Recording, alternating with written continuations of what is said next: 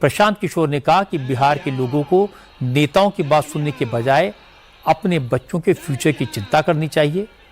सारण की रैली में प्रशांत किशोर ने कहा बिहार के लोगों को लालू यादव से सीखना चाहिए। प्रशांत किशोर ने कहा कि बिहार का नौजवान बेरोजगार घूम रहा है और लालू ने अपने 9वीं फेल बेटे को सियासत में फिट कर दिया।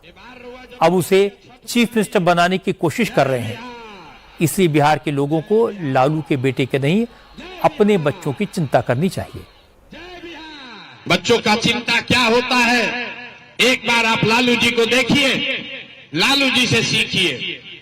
लालू जी का लड़का 9वां पास नहीं किया, लेकिन लालू जी को अपने बच्चे का चिंता है। वो चाहते हैं कि वो बिहार का राजा बने।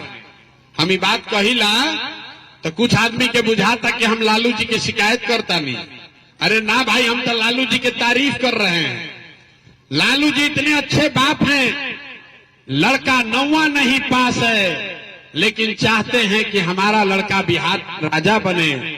आप अपना दशा देखिए, आपका बच्चा मैट्रिक पास कर लिया, आईए बीए कर लिया, उसको चपरासी का भी नौकरी नहीं है, लेकिन उसका आपको कोई चिंता नहीं है।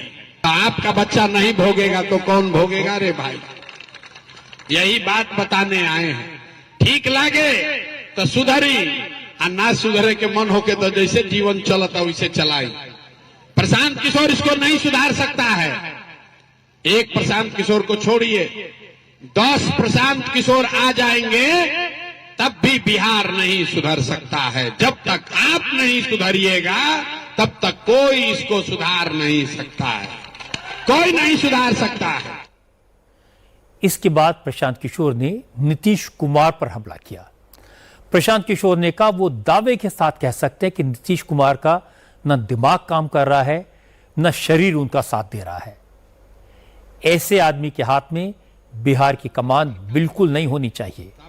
प्रशांत किशोर ने कहा अगर उनकी बात गलत है तो नीतीश कुमार उनके खिलाफ मानहानि का केस फाइल करके दिखाएं।